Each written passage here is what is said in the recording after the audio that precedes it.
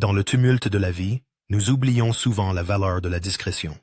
C'est un concept simple, mais il porte un poids considérable. Je suis sûr que beaucoup d'entre vous ont entendu le vieux dicton « Des lèvres lâches coulent des navires ». Cette phrase vient de l'époque de la guerre, lorsque les secrets étaient vitaux et qu'un simple lapsus pouvait entraîner des conséquences désastreuses.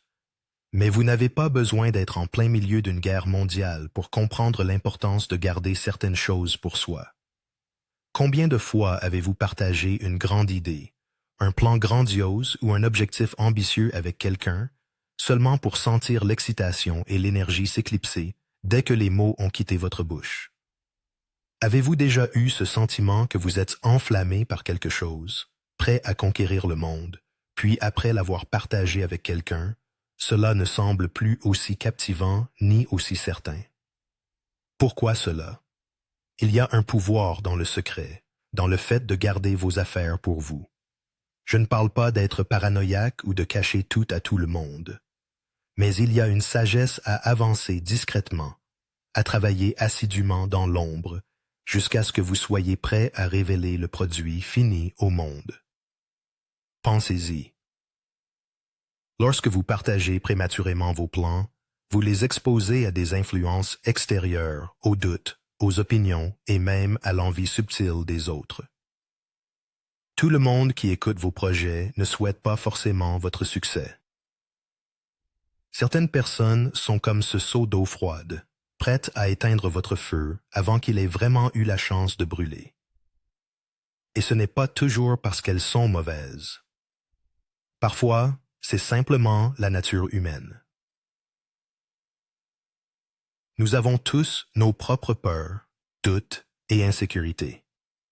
Lorsque vous partagez vos rêves, vous partagez également la responsabilité de leur épanouissement. Et tout le monde n'est pas équipé pour cela. Il y a quelques années, j'ai mentoré un jeune homme plein de grandes idées. C'était un entrepreneur dans l'âme, toujours en train de rêver du prochain grand projet. Un jour, il est venu me voir avec un concept commercial excitant. Je pouvais voir la passion dans ses yeux et le feu dans son ventre. Mais dès qu'il l'a partagé avec quelques amis, j'ai remarqué quelque chose changer. Son enthousiasme a commencé à diminuer. Les amis en qui il avait confiance ne voyaient pas la vision comme lui l'avait perçue.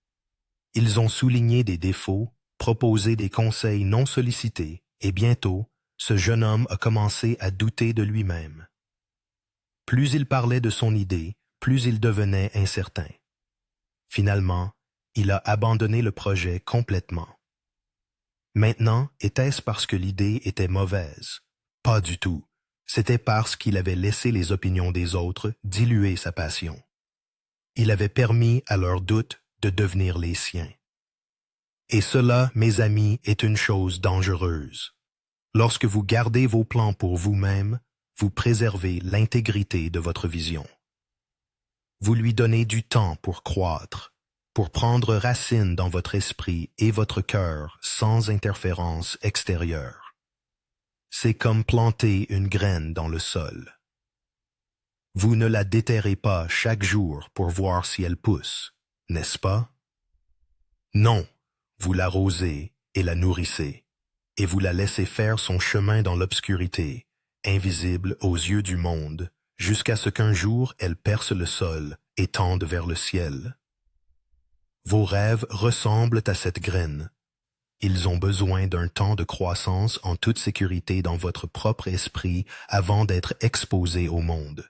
Et quand vous les partagez enfin, cela devrait être avec ceux qui ont gagné le droit de les entendre, ceux qui vont vous soutenir, vous encourager et vous aider à les concrétiser. Je veux que vous pensiez à quelque chose. Les plus grandes réalisations de l'histoire ont souvent été faites dans le silence. Regardez les inventeurs, les pionniers, ceux qui ouvrent de la voie. Ils ne se promenaient pas en annonçant leurs intentions au monde entier. Ils travaillaient discrètement, assidûment, parfois pendant des années avant de dévoiler leur création au public. Et quand ils l'ont fait, ce n'était pas juste une idée. Ils avaient quelque chose de concret à montrer pour cela. Steve Jobs et Steve Wozniak, ce duo dynamique derrière Apple. Imaginez-les dans les années 70, avant qu'Apple ne soit un nom connu du grand public. Ils ne couraient pas partout en disant « Hey, nous construisons un ordinateur personnel qui va changer le monde. » Non, ils étaient dans le garage de Jobs, mettant lentement leurs têtes ensemble, travaillant longtemps, expérimentant circuits et codes, lentement mais sûrement amenant leur vision à la vie à cette époque-là. L'idée d'un ordinateur personnel était presque risible.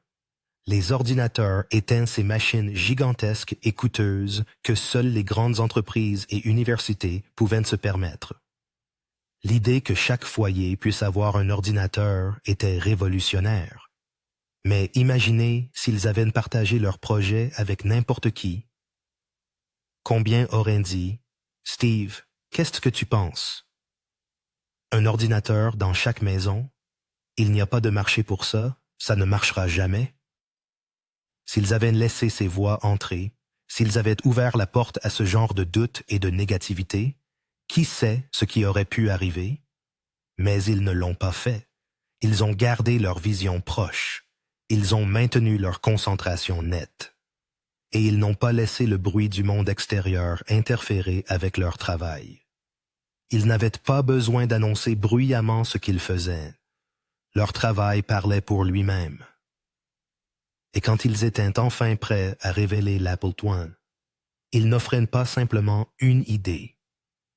Ils offraient un produit, quelque chose de tangible, quelque chose de réel. Et c'est alors que le monde a prêté attention. En gardant leur projet secret et en protégeant leur vision, ils ont pu bâtir quelque chose qui posait les fondations d'une des entreprises les plus influentes de l'histoire.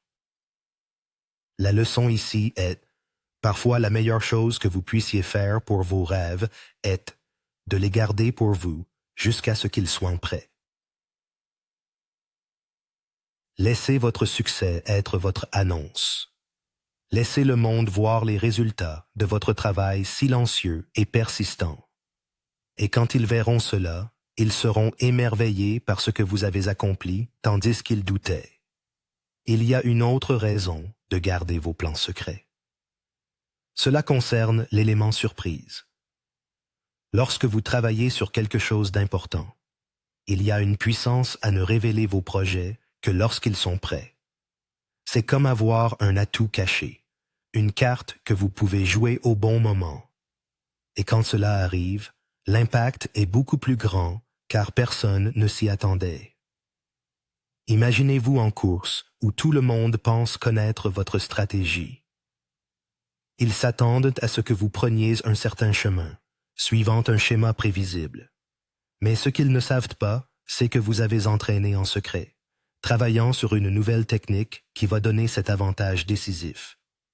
Quand viendra le moment où vous avancerez grâce à cette manœuvre inattendue, la vague choc créée sera bien plus puissante que si on avait vu cela venir. C'est exactement ce qui se passe lorsque vous gardez vos plans pour vous-même. Vous maintenez cet élément surprise, vous contrôlez la narration, vous ne jouez selon aucune règle sauf celle que vous imposez. Maintenant, parlons du revers. Que se passe-t-il lorsque vous dites tout à tout le monde? Eh bien, c'est là que commence la perte du contrôle dès que vos plans sont exposés au grand jour. Ils ne sont plus seuls vôtres. Ils sont sujets aux critiques, aux jugements, aux influences extérieures, et voici la vérité. Tout le monde ne verra pas votre vision comme vous. Pas tout le monde comprendra cette passion derrière cela, cette raison profonde qui motive chacun de vos choix. Alors voilà qu'ils commencent à projeter leur propre peur sur vous. Es-tu sûr que c'est une bonne idée? N'est-ce pas risqué? Que se passera-t-il si ça échoue? Soudainement, votre brillante idée commence à sembler moins certaine. Vous commencez alors à douter. Non pas parce que vous avez perdu foi, mais parce que vous avez permis aux voix extérieures d'entrer dans votre esprit. Il existe un vieux proverbe qui dit « Si tu chasses 2 lièvres, tu n'en attraperas aucun. » Le même principe s'applique ici. Lorsque vous dispersez trop votre concentration, votre énergie et votre enthousiasme, en partageant trop rapidement vos affaires avec tous, vous diluez vos chances de succès. Votre attention est divisée. Et au lieu de poursuivre votre objectif avec singularité, vous êtes pris dans la gestion des opinions et attentes des autres. Voici un exemple tiré de ma propre vie. Quand je débutais tous ces ans auparavant, j'avais tant d'idées, j'étais excité, avide de laisser ma marque, et j'ai commis l'erreur dramatique de partager mes projets avec presque tous ceux qui voulaient écouter. Je pensais qu'en en parlant, je rapprochais ainsi mes rêves davantage vers réalité, mais je n'avais aucune idée que plus je parlais, moins je faisais réellement avancer mes projets. L'énergie que j'aurais dû consacrer à l'action était plutôt dépensée en mots, en conversations, qui souvent n'aboutissaient à rien.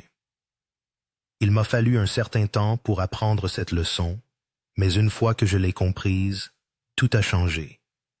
J'ai commencé à garder mes idées pour moi, à travailler dessus discrètement jusqu'à ce qu'elles soient prêtes à être révélées. Et quand elles l'étaient, elles avaient du poids. Ce n'étaient pas simplement des rêves ou des projets. C'étaient des réalités. Et cela a fait toute la différence. Alors que pouvez-vous faire? Comment garder vos plans secrets dans un monde qui vous encourage constamment à tout partager, à diffuser chaque mouvement? D'abord, vous devez cultiver un sens de confiance intérieure. Croyez en votre vision si fortement que vous n'avez pas besoin de validation externe. Lorsque vous êtes confiant dans votre chemin, vous ne ressentirez pas le besoin d'en parler à tout le monde. Vous serez satisfait de travailler discrètement, sachant que votre heure viendra lorsque les résultats parleront d'eux-mêmes. Ensuite, soyez sélectif quant à ceux avec qui vous partagez vos plans. Tout le monde n'a pas besoin de savoir sur quoi vous travaillez. Choisissez vos confidents judicieusement, des personnes qui ont vos meilleurs intérêts à cœur, qui vous soutiendront sans jugement et qui garderont vos secrets aussi bien que vous.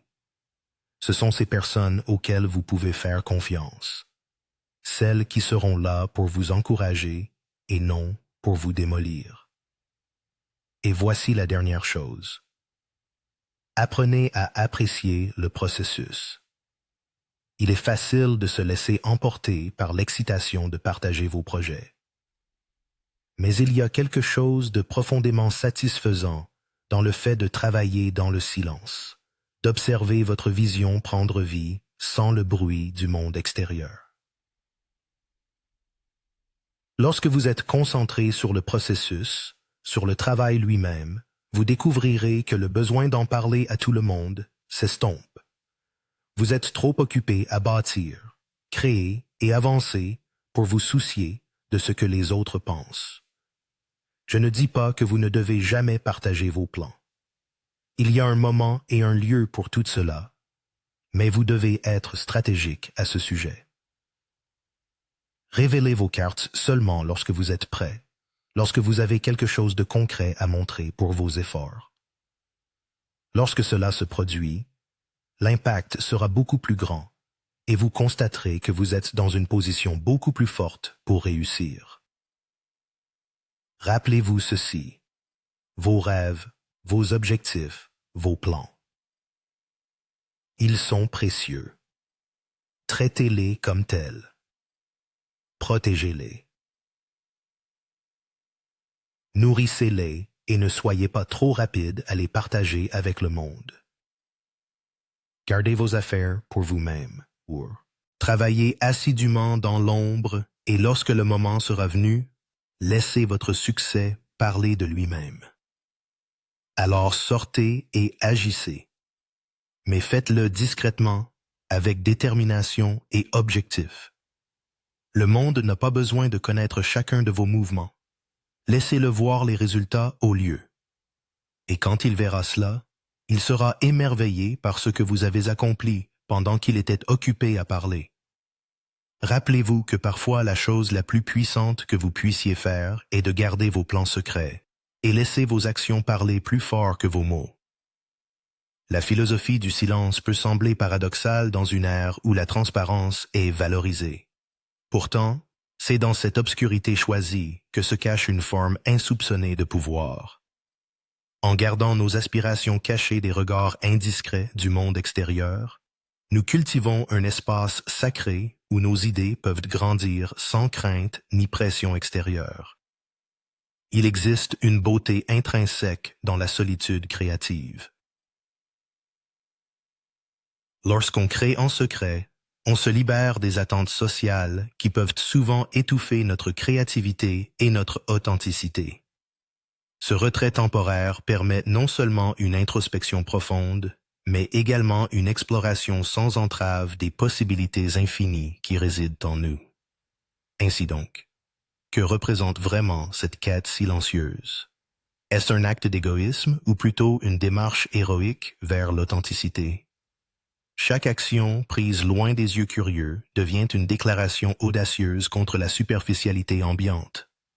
Il est essentiel d'apprendre la patience dans cette danse délicate entre rêveur et réalisateur. Le temps devient alors notre allié précieux. Comme un jardinier patient observe ses semences germer sous terre avant d'en récolter les fruits éclatants au soleil. Ce voyage intérieur est également rempli d'interrogations profondes. À quel point sommes-nous prêts à défendre nos rêves? Quelle vérité sommes-nous prêts à embrasser, même si elle dérange? La force réside-t-elle uniquement dans nos réussites visibles ou également dans nos luttes invisibles? S'accepter soi-même sans condition est un acte révolutionnaire. Dans ce tumulte incessant des voix extérieures clamant leur propre succès bruyamment. Oser choisir sa voie, même si elle semble moins glamour aux yeux du monde, exige un courage incommensurable. N'oublions jamais qu'une idée bien nourrie dans l'intimité finira toujours par fleurir magnifiquement. Le vrai pouvoir réside non seulement dans ce que nous accomplissons, mais aussi dans la manière dont nous faisons entendre notre voix intérieure. Chaque geste discret compte. Chaque pensée soigneusement élaborée ajoute du poids à notre existence. En apprenant à écouter cet écho silencieux au fond de nous-mêmes, nous affûtions notre sensibilité face aux bruits extérieurs. La sagesse réside souvent où on s'y attend le moins. La prochaine fois que l'envie frappera d'exposer chaque détail au grand jour, rappelez-vous, parfois l'or véritable se trouve derrière les portes closes. Il suffit parfois d'un simple murmure pour changer le cours des choses. Alors engagez-vous sur ce chemin serein où chaque pas résonne avec puissance vers une destinée magnifiquement construite. Embrassons alors cette philosophie du secret comme une arme redoutable contre les tempêtes du doute et du cynisme ambiant. Car après tout, qu'est-ce qu'un rêve si ce n'est un souffle fragile protégé par notre propre détermination? Un rêve partagé peut perdre son éclat, tandis qu'un rêve chéri en intime pourra illuminer notre existence tout entière. Soyez donc prudents avec ces joyaux précieux. Chaque rêve mérite son temps d'incubation avant d'être révélé au monde. Travaillons ensemble en silence afin que demain puisse découvrir nos œuvres éclatantes comme des étoiles surgissant après une nuit d'obscurité profonde. Dans ce mouvement subtil entre intérieur et extérieur réside peut-être la clé ultime vers notre épanouissement authentique. Peut-être avons-nous tous besoin d'apprendre cette danse délicate entre révélation et discrétion afin de cultiver pleinement nos passions intérieures. Laissez alors résonner votre voix interne comme une mélodie douce mais ferme. Écoutez attentivement ce chant secret qui murmure derrière chaque pensée créatrice. Car là se trouve véritablement la magie intemporelle de notre existence humaine.